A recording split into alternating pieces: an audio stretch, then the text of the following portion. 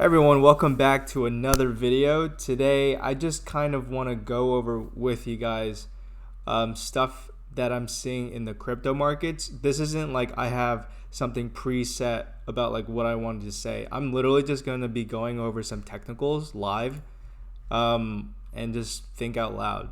So basically, basically, in my head, at least in my perspective of what's going on, is that we're going to pull back to the 20 weekly moving average, because usually after the fact that we hit the 50 weekly moving average, we usually get above the 20 and then retest it. So basically, we did that here, went above it, tried to retest it, failed, and then over here we went above it, boom, retested it, and then we went higher. So it's basically this retest if we ever. So this purple line seems to be some sort of magnet that when we are in a state of like instability, not when we don't really have direction, like when we're straight up going up or straight up going down, it's not really, this purple line is not really a magnet. But when we kind of are consolidating sideways, it is. And these white lines is just the market Bitcoin halving dates that I have. So yeah, over here we bounced off the 50. We did not get above this, so we just went down. Over here we bounced off the 50. We got above the 20, but then remember it acted as a magnet, and we once again tried to test it, failed the test, and so we just went down. So, and over here you can see like this is like the 2013 mid-cycle pullback, and then we went above the 20, we tested it, and then we went up higher. So basically that's the reason why I think crypto Bitcoin is going down, because it's trying to retest this level over here at 42, but by the time we test it, it'll probably be like down over here at 40, 41. So that's why I think crypto is going down. So this is important because I think this gives a very good opportunity to see which coins are going to outperform and which coins are going to underperform, because my general idea is that the best bullish indicator is when something that should be bearish is not like that bearish, and something is very bearish if something that should be bullish is actually not that bullish. So like, I know that sounds like incredibly stupid, so let me just give you like a really good idea. So if we look over at Bitcoin, right? The past 7 days it's up 5%, but the past day it's down 2.69%, right? And then if we look at something like ADA, it went way higher than Bitcoin did. And yes, now it's like a lot, it's down a lot more than what Bitcoin is, but then it went up so much more. So in my eyes, Cardano has relative strength. So for like the amount that Cardano went up, the little pullback that it's seeing now is not that scary compared to what Bitcoin's doing. And you could actually see that on the ADA Bitcoin chart, right? You can see like despite the little pullback we had today, like ADA is still like more bullish than Bitcoin. So I know that when Bitcoin's going up, or when we're back on this bullish market or bull market, in my head I'm like, okay, so maybe ADA has a really good chance of doing that. So like when I see something like XRP, right, like the past 30 days when the past 7 days when like Bitcoin was up and Ethereum was up and Cardano was up and Binance Coin was up, XRP basically pretty much did nothing. So this makes me think that, okay, so in the future XRP is going to actually underperform. Dogecoin is literally just a meme, so I really can't really do any like of this process on it, because I think, well, maybe it's not, maybe it's something else, but it's literally just a meme, so it's very hard to do like proper work on that. So like Uniswap, you could see that past 7 days is down when pretty much there's a whole bunch of things in the market that went up. So in my eyes, this is going to underperform, because when it should have been bullish, right, the past 7 days, it was actually bearish. So that makes me feel like this is going to underperform. So another example is on the flip side is Terra or Luna. You could see that, okay, so when Bitcoin did go up and all that, Luna also went up. But now that when Bitcoin is going down and like everything else is going down, Luna is going up actually. So that makes me feel like this is very bullish and this will outperform. So do you guys like see what I'm trying to do here? I'm just trying to like look at different things and like trying to compare them with each other and trying to figure out like what's relatively good or what's relatively bad.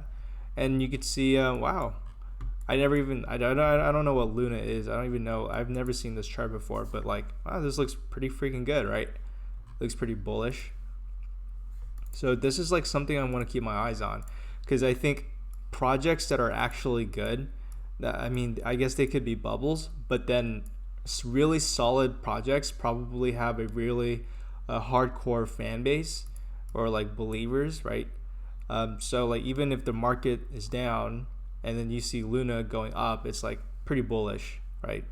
So that's what Cardano did actually. Like way back over here-ish or whatever, you saw like literally the entire market being red. All of the 7-day and 24-hour on literally everything was red except for ADA. ADA was green. It was like 5-10%. So so now that when everything went up, ADA went up a lot more than everything else. So that kind of like gives some sort of legitimacy to this like little relevant strength or relevant weakness idea.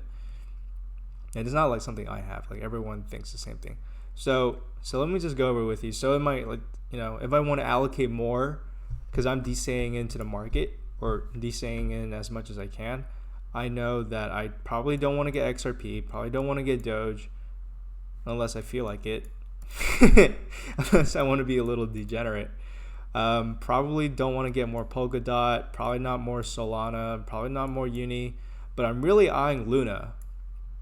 And because if it's showing relative strength, and like there's like this thing out there where it's like if you just keep chasing these altcoins that seem to be doing well, it's usually just a bubble. But then I just want to take a different approach and see what this ends up being, because this shows, you know, strength when the rest of the market is down. Don't want to get Bitcoin Cash, don't want Chainlink, don't want Litecoin, probably not Matic, probably not this for now, probably not this, but AVAX, Avalanche, I don't even know what this is. This popped out of nowhere and started going crazy. I don't know anything about this project. I have no idea what this is. But seeing that it's relatively very strong when the rest of the market is down is very encouraging. And don't want XLM, probably don't want any of this, probably don't want any of this.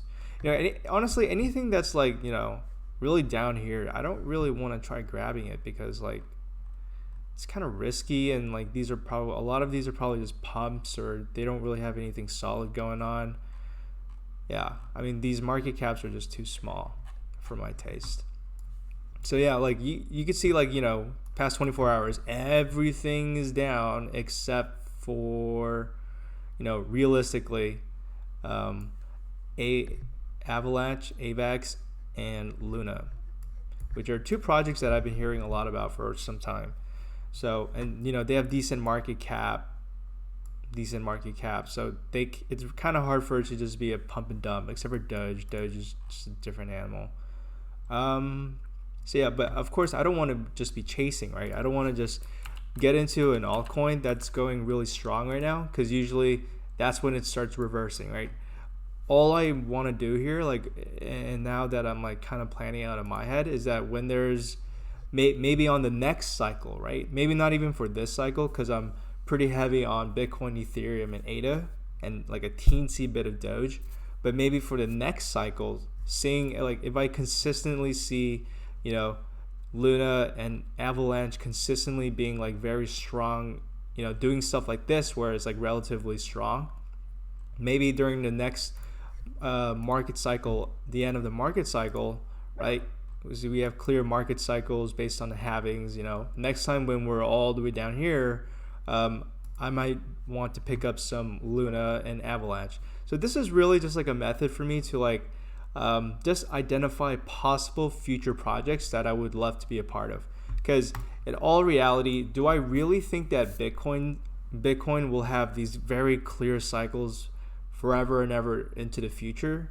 Probably not. Like the cycles are probably going to change a whole lot, and maybe there won't even be any cycles, and it'll be more like the stock market. Well, stock market does have cycles, that's undeniable. So that's maybe okay. So the cycles will always be there, but it'll be like long and stretched out, and it's going to be like a lot of differences. But I think generally like a large macro pattern will be the same, but then it'll be very, very hard to identify like, stuff. But anyways, point is that, you know, as Bitcoin's market cap gets bigger and bigger, it's going to be really hard for it to like keep doing these insane returns that it's done in the past. Like, you can't just keep going fucking like 80 times and like, I don't know what this is, like 23 times. It's really hard for Bitcoin to do that again, because then if it 10x's from here, yeah, you'll get a 500,000 Bitcoin, but it's going to be a 9 trillion market cap. And so like it's going to be very hard for the market cap to double or triple when the market cap is just that high.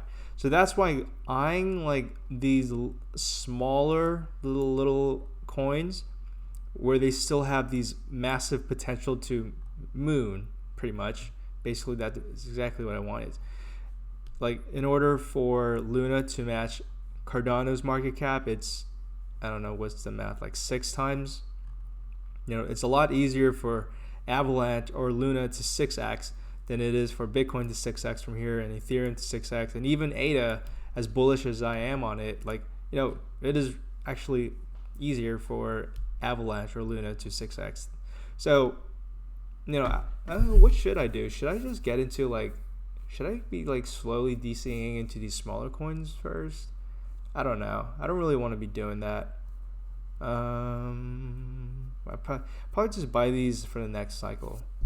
So, Luna and Avalanche, they have my eye. I have my eyes on them because this is pretty bullish, and I like relative strength. So I just wanted to go over some stuff like with you guys and like try to just figure stuff out. Yeah, it does seem like it seems like we're gonna pull back to the 20 week. We obviously could not, or like we obviously don't have to. Like we could just fucking like, do something like, we just like, like do something like, oh, I hate TradingView. Like, I do something like that. I guess we don't have to come down. All right, well, I also sometimes think like maybe like constantly looking at charts and constantly looking at like what Bitcoin's doing right now is just like a big waste of time, because like I know where it's gonna end up, or it's not like I know, but like I have a pretty good idea of where my sell zone is and like where my take profit is. So constantly looking at the charts when I already know what I wanted to do is kind of like a waste of time, and it's kind of just like some like psychological thing where it helps me feel like I'm in control when it's not. I don't know, especially because I'm not a trader. I'm like trying to just hodl. So those are just my thoughts for today, just looking at relative strength and relative weakness. Probably going to come back to the 20 week, despite everyone saying we're going to start mooning from here. Like, it's definitely possible we do that, but it's also very possible we come back down and test this. So that's just what I wanted to say for this video, and I hope you guys like and subscribe. Hope this was somewhat useful to you guys, and I'll see you guys next time. Bye.